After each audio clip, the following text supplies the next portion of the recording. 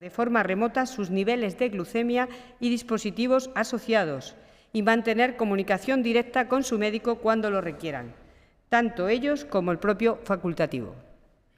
El plan, que se ejecutará con fondos europeos, apuesta por la humanización de la atención sanitaria mediante la integración de herramientas digitales. Los pacientes podrán volcar sus datos de forma automática desde sus dispositivos para que el médico los supervise desde la consulta. Además, se contempla la posibilidad de realizar consultas directas por videollamada si el profesional lo considera necesario, lo que evitará desplazamientos innecesarios que mantendrán la atención presencial al 100% con los mismos horarios actuales. Este modelo pretende mejorar la calidad asistencial, facilitando una atención más flexible y personalizada sin renunciar al contacto directo con los profesionales sanitarios. Es una apuesta más de la Junta de Extremadura por la transformación digital, esta vez aplicado al ámbito asistencial, en la que invertiremos 5,4 millones de euros. Seguimos con la Consejería de Economía, Empleo y Transformación Digital. El Consejo de Gobierno ha aprobado una convocatoria de ayudas pionera en Extremadura para retirar amianto y aumentar la protección laboral de las empresas.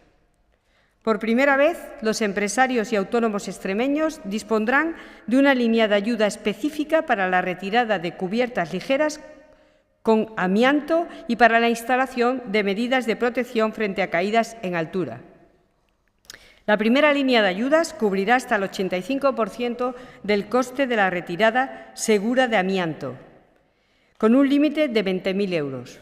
La segunda línea financiará hasta el 50% de la inversión en líneas de vida permanentes encubiertas, con un tope de 5.000 euros por centro de trabajo.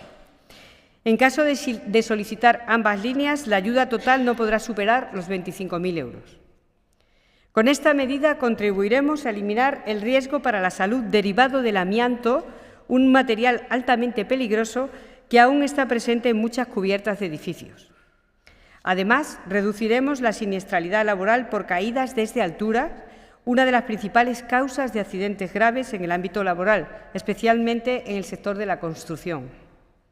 Estimamos que alrededor de 50 empresas podrán beneficiarse de estas ayudas, a las que destinaremos una partida de 200.000 euros, ampliable si la demanda lo requiere. Les hablo ahora de una iniciativa impulsada por la Consejería de Gestión Forestal y Mundo Rural. El Consejo de Gobierno ha aprobado el nuevo Plan de Ordenación de Recursos Humanos del Infoex. Contempla mejoras en las condiciones laborales de los bomberos y una ampliación de los efectivos que trabajan en la extinción de incendios. Este plan es el fruto del acuerdo unánime entre la Junta de Extremadura y las centrales sindicales CESIF, UGT, Comisiones Obreras, USO y SGTEX. Damos respuesta así a las demandas del sector, que llevan años reclamando mejoras en sus condiciones de trabajo. El plan reconoce un nuevo complemento de disponibilidad para los bomberos forestales y reduce periodos de tiempos en los que deben estar disponibles. Además, se va a dotar al Infoex con más efectivos. Se crean nuevas unidades en Zafra, Trujillo y Coria, que suponen 36 plazas más de bomberos.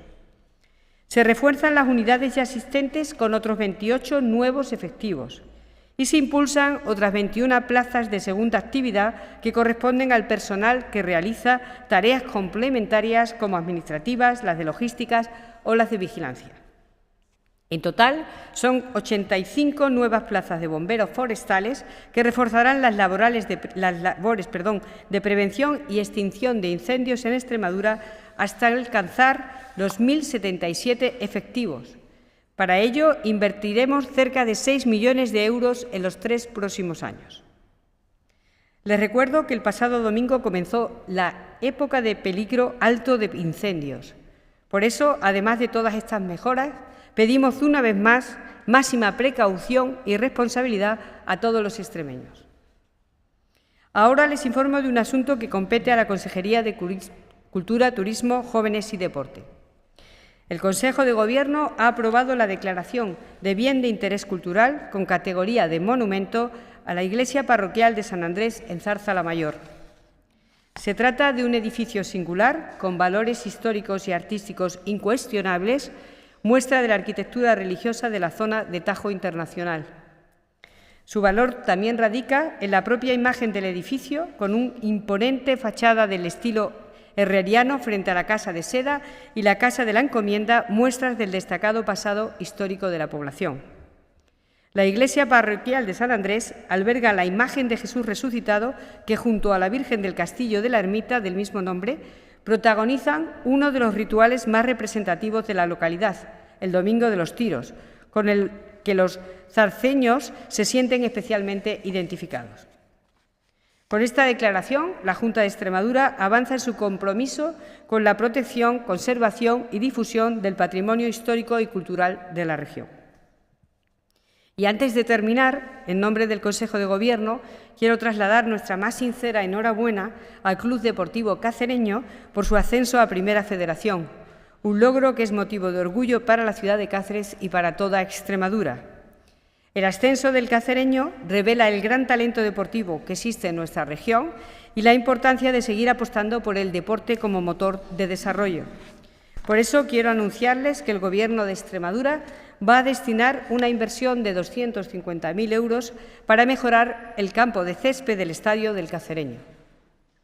Esta actuación permitirá que el club pueda competir en un terreno de juego a la altura de su ambición y de su afición. Seguiremos trabajando para que cada vez haya más equipos, más deportistas y más infraestructura de calidad en todos los rincones de Extremadura. Es todo por mi parte. Estoy a su disposición si tienen alguna pregunta.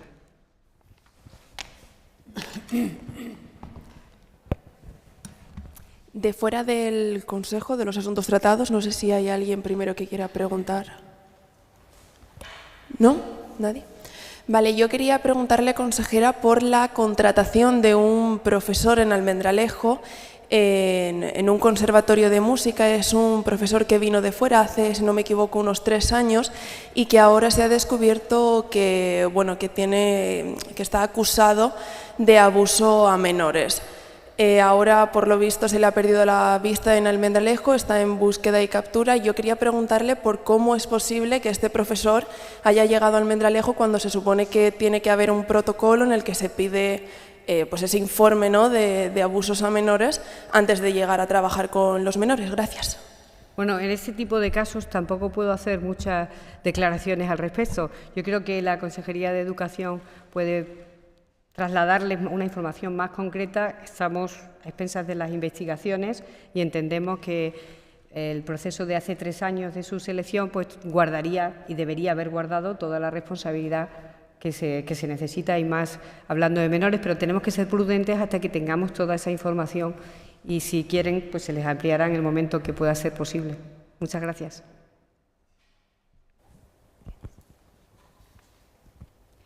Buenos días, consejera. Yo quería preguntarle por 2 asuntos. En primer lugar, por la conferencia de presidentes del próximo viernes.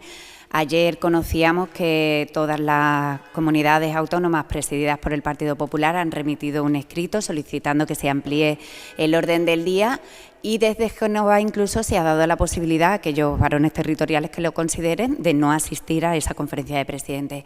Si finalmente no se amplía ese orden del día y se incluyen los asuntos que pide, por ejemplo, Extremadura, ¿la presidenta extremeña se plantearía darle plantón al presidente del Gobierno? Sí. Por otro lado, quería preguntarle también si hay fecha ya para el debate del Estado de la región. Gracias. Bien. Mire, respecto a la conferencia de presidentes, es una conferencia de presidentes, no es una conferencia de Sánchez, y defendemos los intereses de Extremadura. Tienen que estar integrados todos los intereses por los que estamos luchando y trabajando, y evidentemente haremos lo que sea necesario, como venimos haciendo en este Gobierno, para defender los mismos intereses. Yo me pregunto si alguien entiende en una conferencia de presidentes que no se hablara del apagón, que no se hablara de Almaraz, que no se hablara de energía, que no se hablara de empleo, que no se hablara de vivienda. La presidenta hará, como hasta ahora, todo lo que tenga que hacer por seguir defendiendo los derechos de los extremeños. Y en cuanto al debate del Estado, no se ha trasladado aún ninguna fecha a la Asamblea, y en el momento en que se que se haga se lo haremos ver. Nosotros cumplimos las normas, así que se hará en tiempo y forma. Que saben que es durante el mes de junio.